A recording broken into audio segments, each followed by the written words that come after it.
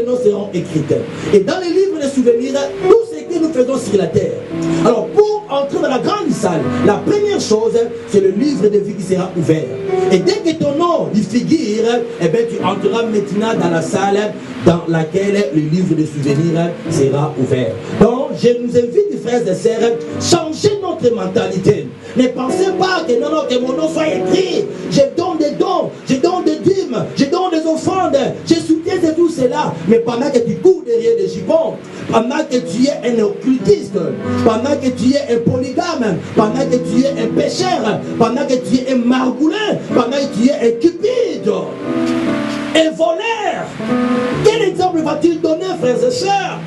Car la Bible dit tous ces gens n'hériteront point le royaume des cieux. Amen, amen. Frères et sœurs, la Bible dit, ce bon samaritain, après avoir bandé de blessures de ce brigand, regardez ce qu'il a fait. La Bible dit, il l'amena à l'hôtellerie. Amen, amen.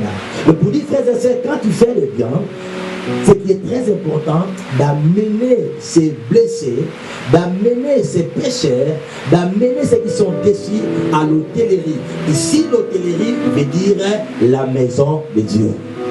C'est là où Christ a amené. Il a dit ceci. Quand vous lisez bien ce passage, le verset 35, la Bible dit, le lendemain, il tira les deniers, les donna à l'autel et dit, aie soin de lui, et ce que tu dépenseras de plus, je te le rendrai à mon retour. Quel retour, frères et sœurs? C'est le retour éminent de Jésus-Christ. Quand Jésus-Christ reviendra, il va bien aimer restituer tout ce que nous avons fait pour ses brebis, pour sa maison. Tout ce que nous dépensons, nos temps, nos énergies, nous risquons nos vies, nous nous sacrifions, nous laissons tout ce qui nous ont cher pour travailler pour le Seigneur, pour que les mondes se convertissent à Dieu, pour que les âmes viennent à Christ Jésus. La Bible dit quand Christ reviendra et que si ces âmes demeurent dans la présence de Dieu, Jésus va nous restituer. Et c'est ce que vous faites? Non, parce que vous êtes dans le cortège du monde. Vous êtes dans le cortège de cette femme de Naïm. Et de Dieu nous évite, entrons dans le cortège de Jésus-Christ. Là où il y a la vie, là où il y a la paix, là où il y a la tranquillité, là où il y a l'abondance, là où personne ne peut te toucher.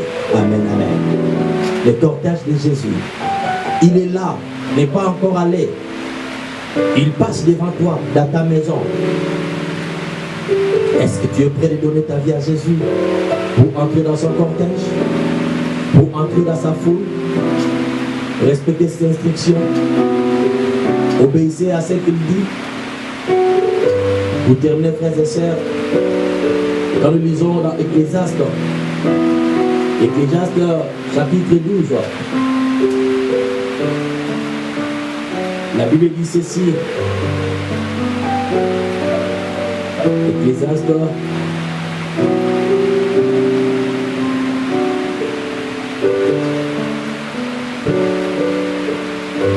lisez Ecclésiaste chapitre 12, le verset 1er. Dans d'autres versions, vous le trouverez au chapitre 11, les 2 derniers versets.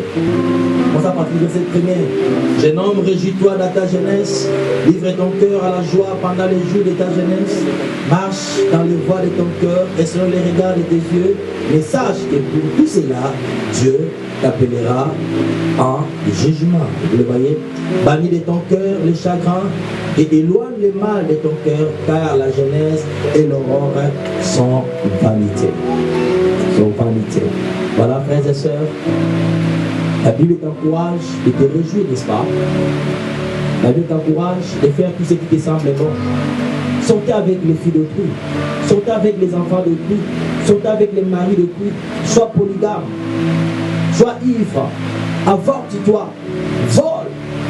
Mais n'oubliez pas, tout ce que tu fais, Dieu t'appellera en jugement. Et Paul Jean, dans le département, il a dit que celui qui se sanctifie encore.